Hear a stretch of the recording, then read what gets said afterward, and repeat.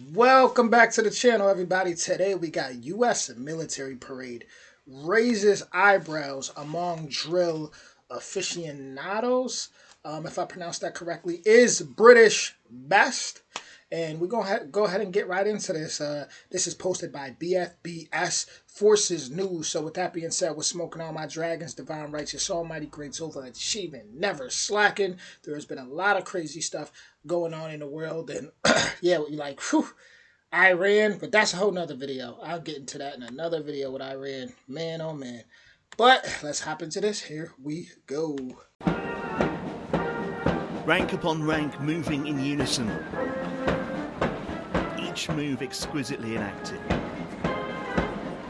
Precision, poise, perfection. Military drill performed exceptionally like this looks amazing. This doesn't look so good. Lackluster, lamentable, laughable? Military drill is a high-stakes business, so the question is, to drill or not to drill?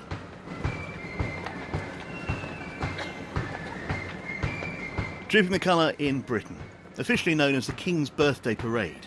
It takes place every year at Horse Guards Parade in London on the official birthday of the monarch. And I've been lucky enough to witness this precision spectacle several times, and it never fails to impress me. This time the Coldstream Guards are trooping their colour. Contrast this scene with another parade happening thousands of miles away. Receive specialized training for fighting in mountainous conditions. After periods spent in active... Washington, D.C., the U.S. Army Grand Birthday Parade. And if I was being unkind, I'd say some of them were ambling rather than marching. And if they can't put the effort in here, what would they be like on the battlefield? But maybe they've got it right. Perhaps the British military is far too obsessed with drill. It's of no use, some would argue, simply an anachronistic throwback to when Britain mattered, and we're desperate to cling to that. I think I disagree, though, and here's why.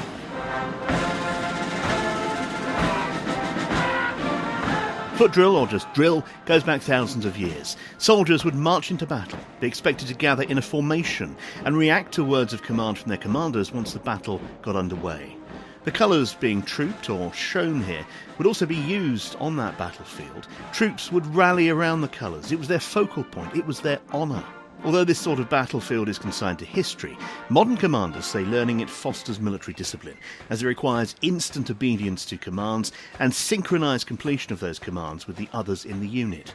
A skill set much needed in the modern battle space. Drill also forges a bond within regiments. The Coldstream's colours carry their battle honours, keeping that knowledge alive and relevant to the current crop of guards. Symbolic meanings everywhere.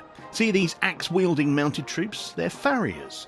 After a battle, they would use the point on the axe to dispatch fatally wounded horses, and the axe itself to cut off a hoof, which had the horse's army number inscribed on it, to be given to the quartermaster to prove the horse had died.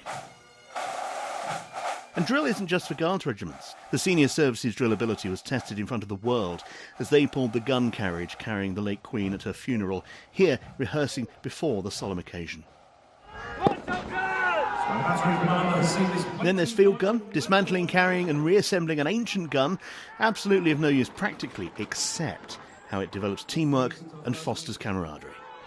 The 7th Infantry Division stationed at Joint Base Lewis McChord has been seeing continuous combat action ever since activation. Which brings us back to the US Army Birthday Parade. And the simple question I've got, if you're going to go to the bother of marching, why not try and do it well? Because let's face it, the image it's projecting here isn't exactly awe-inspiring. Have been awarded. A world away from Moscow or Pyongyang. The question I asked at the start of this was to drill or not to drill. Well, that's up to each government or each regime. But if you do it, do it well. Tim Cooper, BFBS Forces News. Okay, so the Brits, they're very fancy. You know, I gotta say, they're very fancy with how they do things.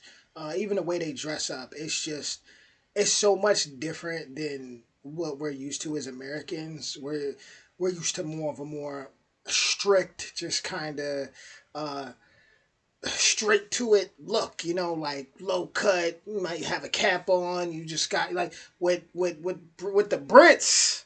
They got the big fur hats, and it just comes off so much more fancy. It seems like they put in um a lot more effort into to everything they do. I'm not gonna lie. I'm not gonna lie about that. But I'm not gonna at the same time shout out to the US military too. But yeah, I mean, looking at this and what I just watched, Brits, it's just so cultural for them to make it feel like almost like there's a big like a fair or something like fun.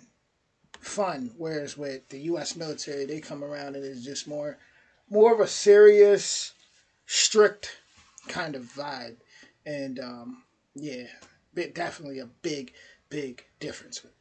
Big difference there.